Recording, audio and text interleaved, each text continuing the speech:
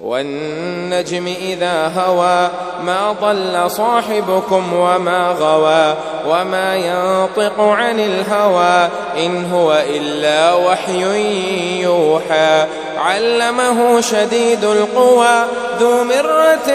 فاستوى وهو بالأفق الأعلى ثم دنا فتدلى فكان قاب قوسين أو أدنى فأوحى إلى عبده ما أوحى ما كذب الفؤاد ما رأى أفتمارونه على ما يرى ولقد رآه نزلة أخرى عند سدرة المنتهى عندها جنة المأوى إذ يغشى السدرة ما يغشى ما زاغ البصر وما طغى لقد رأى من آيات ربه الكبرى أفرأيتم اللات والعزى ومناة الثالثة الأخرى ألكم الذكر وله الأنثى تلك إذا قسمة ضيزى إن هي إلا أسماء سميتموها أنتم وآباؤكم ما أنزل الله بها من سلطان إن يتبعون إلا الظن وما تهوى الأنفس ولقد جاءهم من ربهم الهدى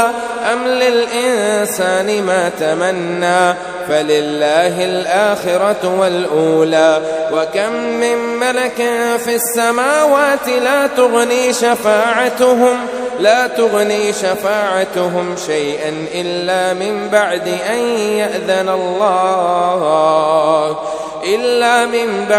يأذن الله لمن يشاء ويرضى إن الذين لا يؤمنون بالآخرة ليسمون الملائكة تسمية الأنثى وما لهم به من علم إن يتبعون إلا الظن وإن الظن لا يغني من الحق شيئا فأعرض عمن تولى عن ذكرنا ولم يرد إلا الحياة الدنيا ذلك مبلغهم من العلم إن ربك هو أعلم بمن ضل عن سبيله وهو أعلم بمن اهتدى ولله ما في السماوات وما في الأرض ليجزي الذين أساءوا بما عملوا ويجزي الذين أحسنوا بالحسنى الذين يجتنبون كبائر الإثم والفواحش إلا اللمم إن ربك واسع المغفرة هو أعلم بكم إذ أنشأكم من الأرض وإذ أنتم أجنة في بطون أمهاتكم فلا تزكوا